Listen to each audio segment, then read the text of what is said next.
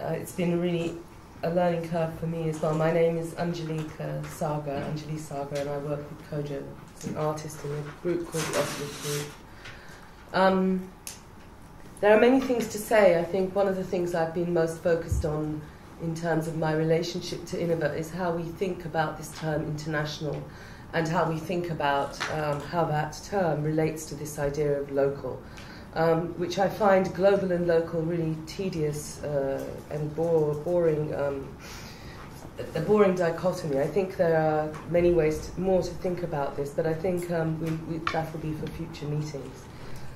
Basically, I'm here because I'm committed to our struggle for public institutions and their sovereign status in the catastrophe and hyper-complexity that is market fundamentalism.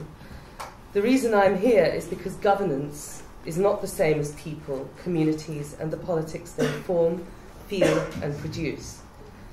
So I'm not here to advocate for shiny, dominant culture of market fundamentalists that manifests as art fairs and useless biennales.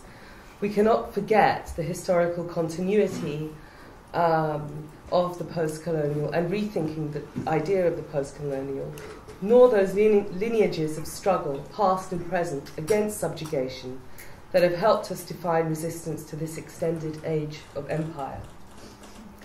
We are also not going to forget that part of the deal of market fundamentalism, which is to kill intellectual life.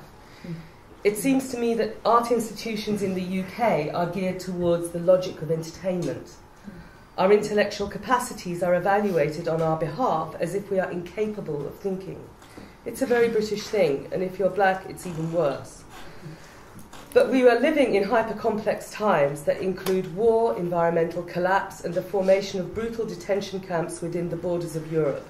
Racism is rising everywhere. The idea of collapse is permeable. But I want to stress the importance of the term hypercomplex and the term decolonisation. These are paradigms that combine what we face, but we need to produce methodologies that help us develop and comprehend the present. Hypercomplex is how reality is structured, and decolonisation is our potential way out of it. But both require thinking and cannot be addressed through exhibiting artists alone, or symbolic gesture, which seems to address racial inequality or internationalism. We need an institution here that can rethink how research and discourse can be made public, and how art and cultural production can be useful to each other and not just to a market. As long as there's been colonialism and forms of oppression, there has been anti-colonialism and intellectuals developing rigorous methodologies for resistance, and much of that was produced here in London.